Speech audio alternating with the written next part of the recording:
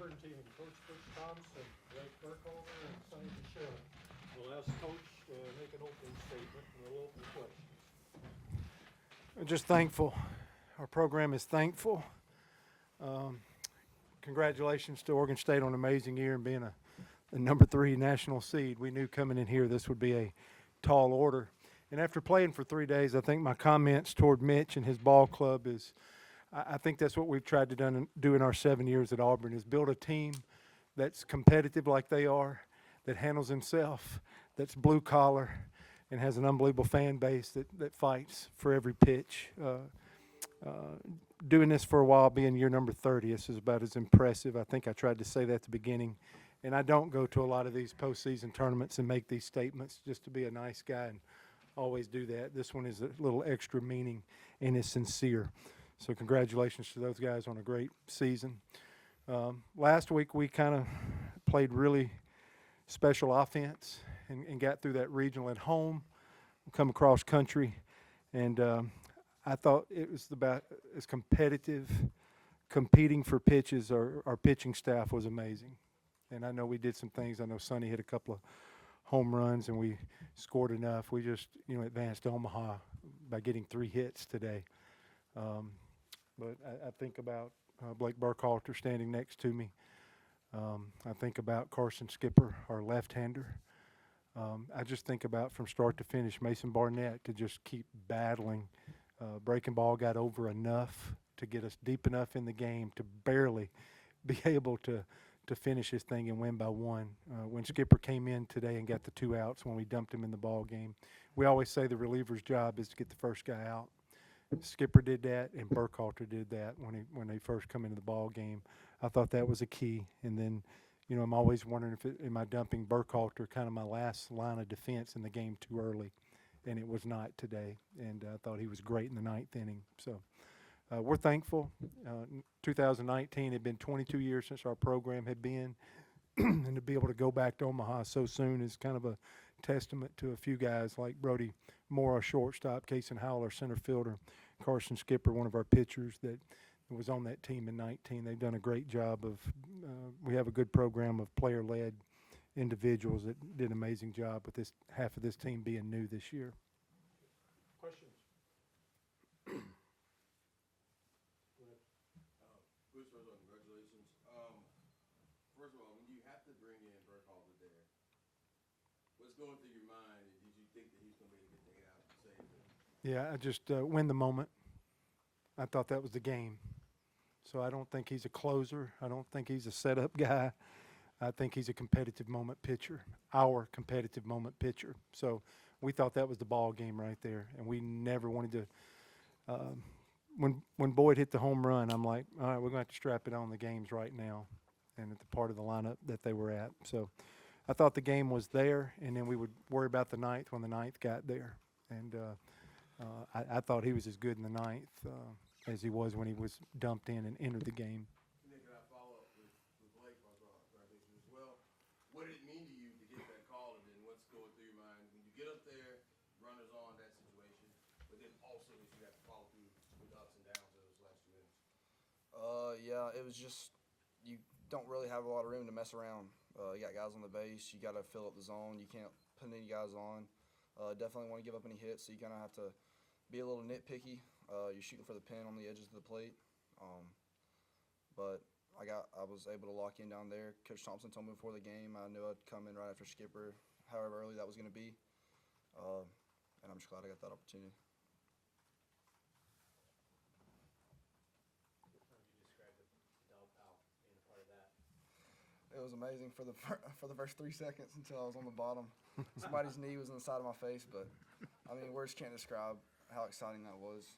You're just out there in the moment, just living it up. The adrenaline's flowing in everybody, and it's just a wonderful time.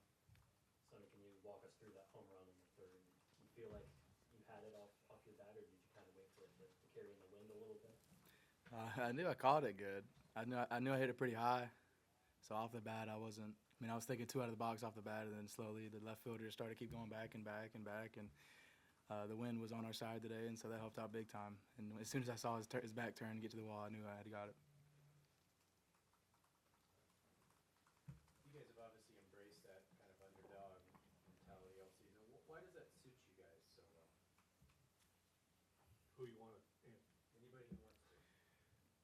One of you guys.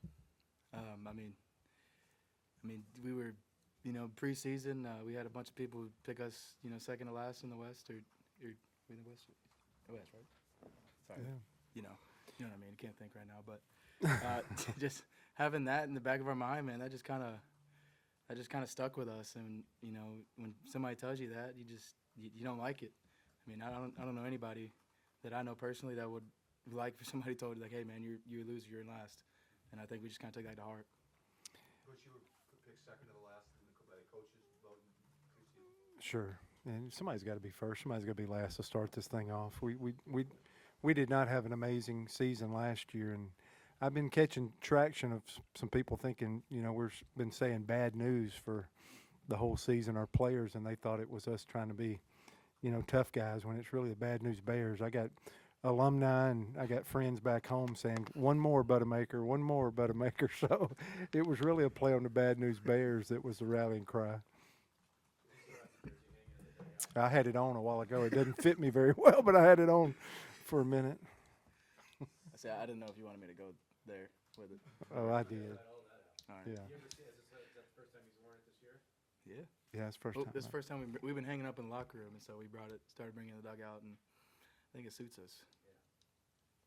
Sonny, after all the college baseball you played, to join this program and to help lead it and play such a big role, and to know that you're going to be going to Omaha now, can you try to put into words what that means for you?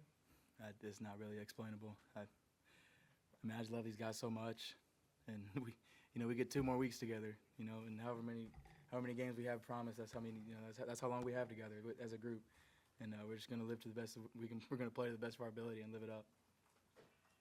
Coach Thompson, I know you talked about in your opening statement how important your pitching staff was, but when your back is against the wall in a game like this, how important and crucial is it that you're getting the job done on the mound? Yeah, I just think Skip Berkman, I think this is all about pitching, dominating the routine play, and timely hitting. And the chicks love Sonny's long balls and all the stuff that comes with the home run, and they're crucial. I mean, he's done an amazing job with our team and leading us and being a threat. But at the end of the day, if you want to win the big one, it always seems like it comes down to pitching. And we knew it was pretty. We thought their pitching was probably a little bit ahead. When you got a headliner like Jerpy, is incredible. But defense, I almost thought it was a wash. I think Oregon State plays special defense, and we pride ourselves in our defense. And that kind of was a difference in the ball game last night. But I still give the 2 pitchers for them is what makes them. I thought leading up to the last 2 weeks of SEC play, I thought we were going to be a top 8 national seed as well, and didn't finish as strong. But those 2 pitchers has made Oregon State a top 5, top 3 national seed, and it was just nice. My point was just these guys competed their hearts out, and this is the SEC saves leader sitting next to me, so it's a really good league. And I know we hear a lot nationally about the SEC, but when you have 4 teams from one division making up half of the Omaha field, that's impressive. Sonny, in the 6th inning, you started off with the walk. Walk me through that at bat, and then scoring there, but also for Butch.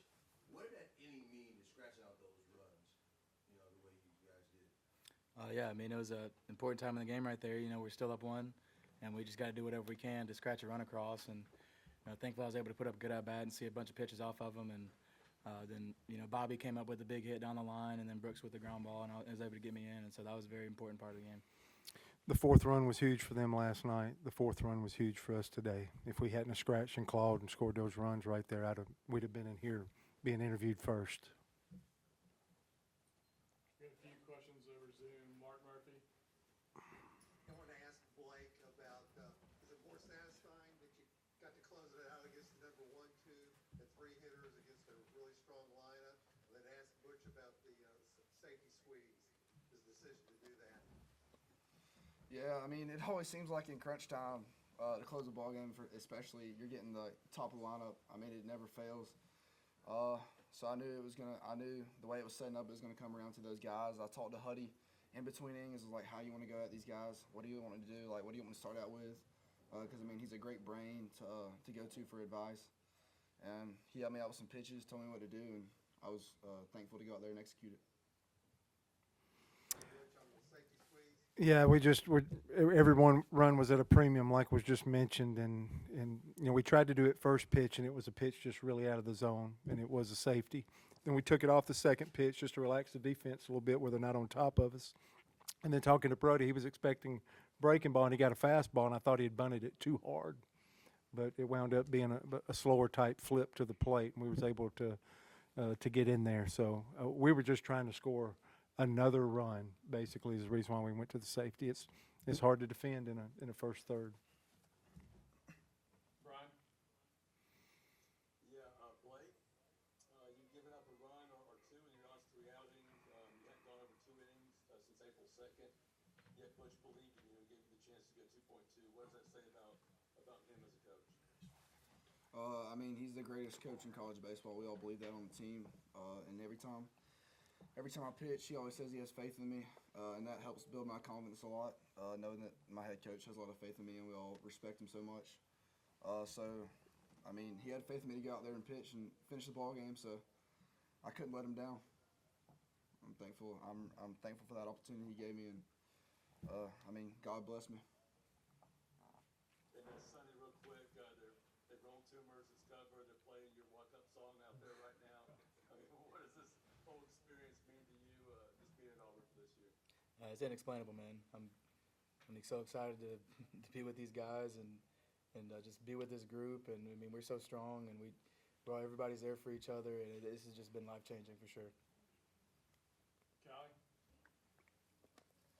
Sonny, you've watched Blake come out in the regional, the super regional, like he's your closer. What's it like to watch him play in such tight situations, knowing he's got your back at times like that? Yeah, I guarantee you, every single person that deals with Auburn baseball knows that Blake Burkhalter is the dude, and he's who we want on the mound at the end of a game. And every time we see him come out there, it's like, yep, we can kind of chalk this one up. It's over. And thankfully, he ran out there and did it today and put that nail in the coffin. Bennett? Yeah, Butch, I was wondering if you could sort of talk us through the way, sort of the conversations with Huddy in that 7th inning in terms of when to go from skipper to Blake, just with, all the lefties, and there's the home run. It seems like maybe at first you want to try and stick with him, and then Melton gets the hit. What's sort of the balancing act in that spot? It got to the point where it's hitter by hitter, and there's also a score, and it got to 1 run, and there was no outs in that inning, and it just became a hitter by hitter thing. And when you're talking about your closer, it doesn't matter left, right anymore. If that's your guy, that's your guy. So the matchup was in play.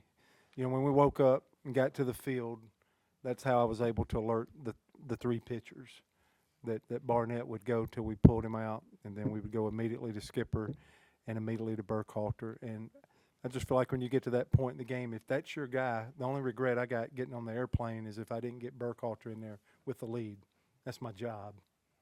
And, Brown tried to screw that up. But we were able to get him in with the lead, and that's what shortened the rope and created us bring him in the 7th, because my job is to have no regrets and get my best guy on the mound and try to give him a lead. And I'm thankful Tim and I were able to get that to happen. And then, like I said, we'll worry with the 9th when the 9th gets there. But, we were able to get to the finish line. But that's really my thought process. It really wasn't complicated. If we'd have got past Burkhalter, I don't know what I'd have done. So I had Trace Bright, the game 1 starter, hot down there protecting us in the 9th. So, and we had some guys that didn't pitch, of course.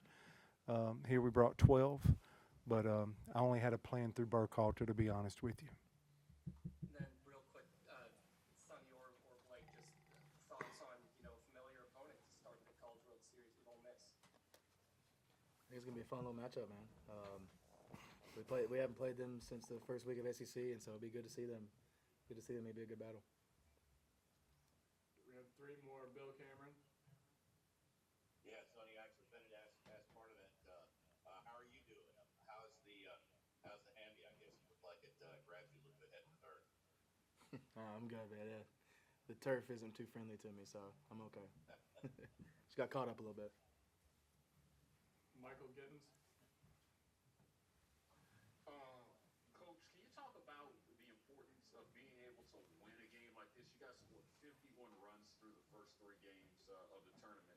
substantially less, but going into Omaha, how much does it mean to be able to win games with pitching like you guys did in this series? You know, it's just you want a complete team. That's why I was trying to give Oregon State a lot of credit. I think they can defend, and they can pitch, and they can hit. I think the teams, if you're really going to try to walk through the postseason and get to Omaha and have any chance of winning it, different things are going to happen different days, and you can't be one-dimensional. And that's why I was so happy with our offense last week, and I think our pitching was the difference this weekend. In a 3-game series, and you know we just didn't swing it as good, top to bottom. We saw a lot of off-speed stuff, the sinker. You know, I was like, guys, they've already taken infield, outfield, and we hit like 7 or 8, 9 ground balls in a row. I'm like, they can catch those and do some stuff, and you still have a chance to win. We got 3 hits and won a super regional game. You just have to be multidimensional this time of the year to be able to move on. You have to pitch, you have to defend, and you have to get some timely hitting. Sonny provided the timely hitting part of that today. But the pitching carried the day for us, and because Oregon State pitched amazing the last 2 days. They absolutely pitched amazing these last 2 days, so we're very fortunate. Last one from Jason. Butch, we talked over this year. You had a Mississippi State College World Series team that had that setup where you had a couple of relievers that played off each other so well, and you said, hey, it could be the formula. That formula showed up in the biggest game of the year, didn't it? It has, and I forced that. You know, these 2 guys, Skipper and Burkhalter, they threw all 3 games of a South Carolina series, a sweep at home. I forced it all year. And for them to remain standing and be able to do that in game 1 here and game 3 here is pretty special. So if I forced anything, I forced that combination. The guys you're referencing is Jacob Lindgren and you know, at Mississippi State, and Jonathan Holder, which were 2 eventual big leaguers. Okay. Good job, gentlemen. Yeah.